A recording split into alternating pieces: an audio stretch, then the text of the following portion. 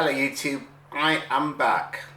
I'm now going to be posting, hopefully, one video a month. Tomorrow is World Polio Day, World End Polio Day. So I'm going to be talking about polio and how polio impacts on people's lives and how it is still a clear and present danger. Roll on the intro.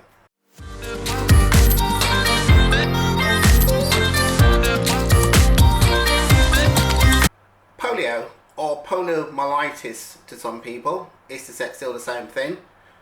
Is a virus that attacks the central nervous system, and as a result it actually leaves your body deformed. It paralyzes the body, and the consequences are actually quite severe. I was once asked, what are my thoughts of polio? What do I think about polio? And I said, polio is your worst nightmare, and I would not wish it on anybody.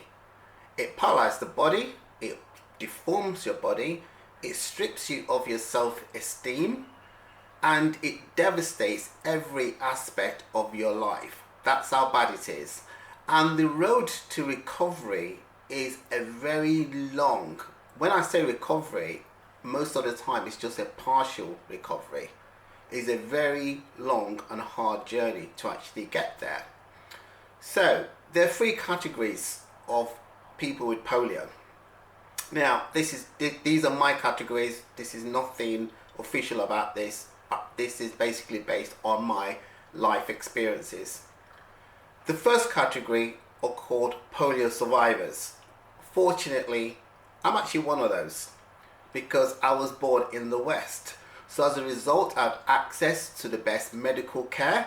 I had access to wheelchairs, leg braces, crutches, adapted cars, education, adapted homes. Basically, I was given an opportunity to survive.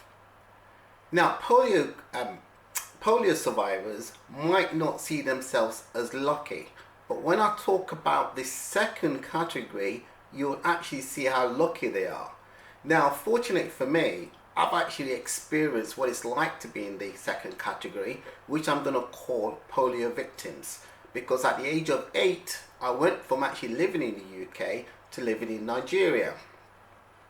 Now, the second category I classify as polio victims, mainly because they're completely helpless. They have been abandoned. Most of them have actually been abandoned by society. They haven't got access to proper medical care, no access to wheelchairs, no access to schooling, no access to leg braces or calipers, and no access to crutches. So as a result, when you go to some of these third world countries, you'll see disabled people with polio crawling on their hands and knees in the street. So as a result, they're then picking up other diseases at the same time. So life expectancy is actually quite low. Because there's actually no access to job opportunities or schooling, most of the people with polio in third world countries end up being professional beggars.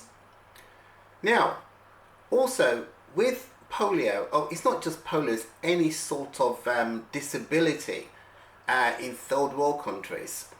It's actually seen as a source of shame. I was told when I was in my 30s, so I beg your pardon, in my 20s, I kind of jumped 10 years there. When I was in my 20s, that as I lay paralyzed from the neck down in hospital at the age of 5, my dad told my mom to abandon me because he did not know what to do with a disabled child and how he could cope, basically because of his career with a disabled child. Fortunately for me, my mom said no. I've got a friend of mine who was born in India, and he had polio. I think it was the age of 6 months, and his parents locked him away in his bedroom for years because they did not want anyone to see him. Polio to them, just like my dad, was seen as a source of shame. Polio survivors in third world countries are often abused and often ridiculed. I was at an event just about a year ago, and I was actually talking at an event, and this lady from Ghana came up to me. She said, I need to apologize. I said, what do you need to apologize for? You haven't done anything wrong to me. She said, well, she said, when I was in Ghana, I used to make fun of people like you, but after hearing your story, I thought I should just come forward and apologize and say sorry.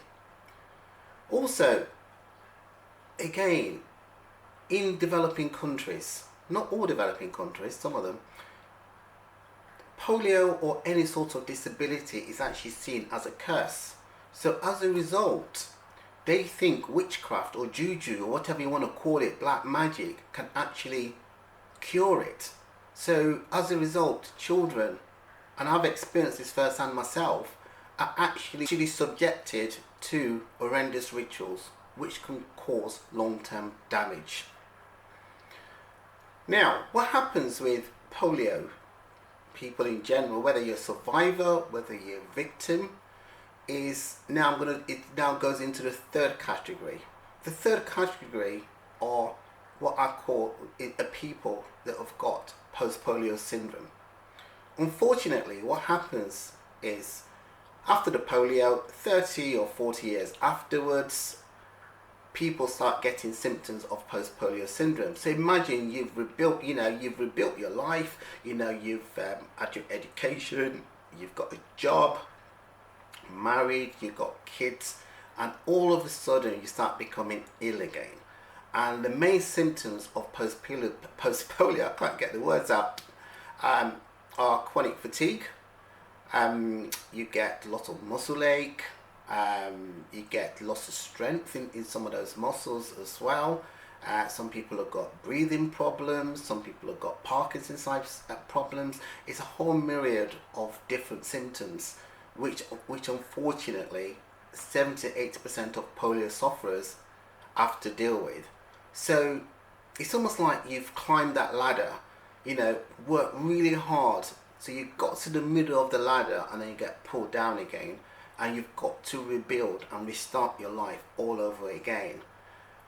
I've been one of the lucky ones. I had post-polio syndrome. I started out with post-polio syndrome in my 30s. Although I didn't keep my job, I managed to go into business and then create a number of successful businesses. I realized that not everyone is that lucky, especially people in the developing world.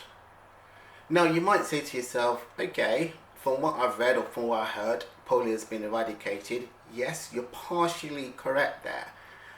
Last year there was only, I think it was less than 20 new cases of polio. So what's the significance of that? I'll tell you what the significance is. Polio can't be cured.